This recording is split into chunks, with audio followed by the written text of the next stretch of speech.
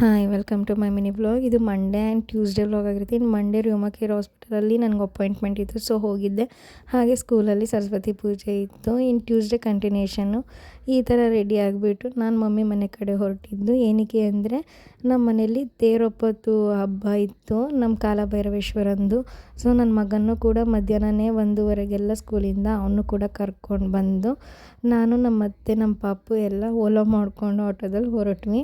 ಇನ್ನು ಹೋದ್ಮೇಲೆ ಅಮ್ಮ ಪೂಜೆ ಎಲ್ಲ ಮಾಡಿ ಎಡೆ ಎಲ್ಲ ಇಟ್ಟಿದ್ದರು. ಆಮೇಲೆ ಅಡುಗೆ ಎಲ್ಲ ರೆಡಿ ಇತ್ತು. ನನ್ನ ಮಗ ನಾನು ಊಟ ಬಡಿಸ್ತೀನಿ ಅಂತ ಅಂದ್ಬಿಟ್ಟು ಹಪ್ಪಳ ಬೋಂಡ ಎಲ್ಲ ನಾನು ಇಡ್ತೀನಿ ಅಂತ ಎಲ್ಲರಿಗೂ ಊಟ ಬಡಿಸ್ತಾ ಇದ್ದ. ಸರಿ ಅಂತ ನಾವು ಕೂಡ ಎಲ್ಲ ಊಟ ಮಾಡಿಕೊಂಡು ನಾವು ಎಲ್ಲ ಬಡಿಸ್ಕೊಂಡು ತಿಂದೋ. ಆಮೇಲಿಂದ ನಮ್ಮ ಅಣ್ಣನೇ ಅವನಿಗೆ ಊಟ ಮಾಡಿಸ್ಬೇಕು ಅಂತ ಊಟ ಮಾಡಿಸ್ಕೊತವನೆ.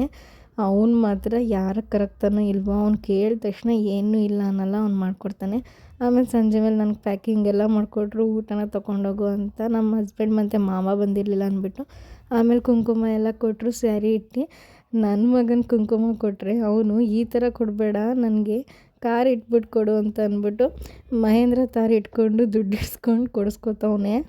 ಅವನಿಗಿರೋ ಬುದ್ಧಿ ನಮಗೆ ಇಲ್ಲ ಅನಿಸುತ್ತೆ. ಎಷ್ಟು ತಲೆ ಓಡಿಸ್ತಾನೆ ಅಂದರೆ ನನ್ನ ಮಗ ಸಾಮಾನ್ಯದವನಲ್ಲ. ಹಾಗೆ ನಮ್ಮಮ್ಮನಿಗೊಂದು ಬಾಯ್ ಹೇಳಿ ಹೊರಟು. ಈ ವ್ಲಾಗ್ ಇಷ್ಟ ಆಗಿದ್ರೆ ಸಪೋರ್ಟ್ ಮಾಡಿ, ಫಾಲೋ ಮಾಡಿ. Thank you so much.